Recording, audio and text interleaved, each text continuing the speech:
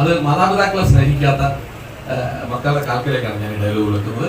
ഇതൊരു സിറ്റുവേഷൻ പറഞ്ഞാൽ തന്ത 100 വയസ്സായി, അച്ഛൻ 100 വയസ്സായി നിൽക്കുന്ന സമയത്ത് പുള്ളി കിടക്കപ്പായി കിടന്ന് മൂത്രമൊഴിക്കുമ്പോൾ മകൻ വന്ന് ചോദിക്കും, എന്തൊരു പ്രായമല്ല ബെഡ് എന്തായി പണിയാണെന്ന് ചോദിക്കുമ്പോൾ അല്ലടാ ഞാനങ്ങനെ പറ്റിപ്പോയി അത് പറഞ്ഞു ഒഴിച്ചില്ല. അദ്ദേഹം പറയില്ല ഒഴിച്ചില്ല എന്ന് പറഞ്ഞ് ഒഴിച്ചു.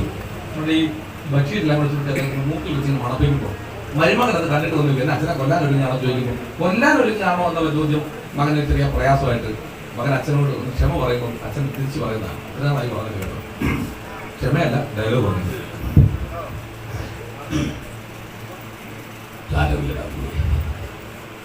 ആരുമില്ല 100 കൊല്ലം ഉപയോഗിച്ച സാധനങ്ങളൊക്കെ അല്ലേ മക്കളെ.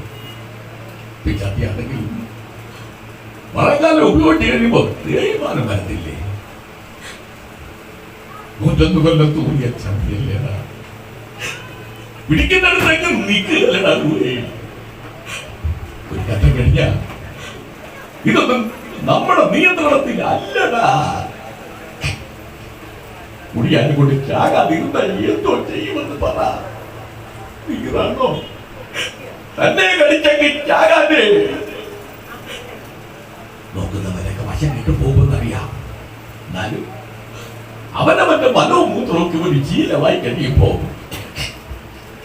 ഞങ്ങൾക്കൊന്നും അത് നാളത്തില്ല മക്കളെ.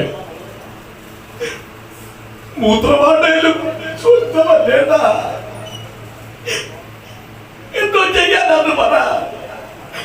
അമ്പലോ വേലോട്ടൊന്ന് വിളിക്കണ്ടേ.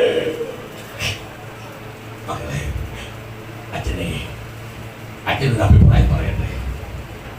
ഈ പതനാപുരത്തൊരു ഗാന്ധി ഭവനുണ്ടെന്ന് കേട്ടു. പ്രായമായവരെയൊക്കെ മാന്യമായി നോക്കുന്നുണ്ടാകട്ടെ. നിങ്ങള് പോകുന്നതിന് മുമ്പ് അവിടെ ചെന്ന് അന്വേഷിച്ചിട്ട് അച്ഛനെ അവിടെ കൊണ്ടുവന്ന് ആക്കു മക്കളെ. ചത്ത് കഴിയുമ്പോ എന്നെ എന്റെ കുട്ടനാട്ടെ കൊണ്ട് കത്തിച്ച് കളയാൻ പറയണേ. എന്റെ അച്ഛനും അമ്മയൊക്കെ എരിഞ്ഞടങ്ങിയ മണ്ണല്ലേ, നിങ്ങളുടെ പെറ്റതള്ള ഉറങ്ങുന്ന മണ്ണല്ലേടി. അച്ഛനിപ്പോ മേലറിയാവുന്ന ദൈവങ്ങളോടൊക്കെ എന്റെ മക്കൾക്ക് വേണ്ടി പ്രാർത്ഥിക്കുന്ന എന്താണെന്നറിയുമോ? എന്റെ ഈ ആയുസ് എന്റെ മക്കൾക്ക് കൊടുക്കല്ലേ തമ്പുരാനെ എന്നാ.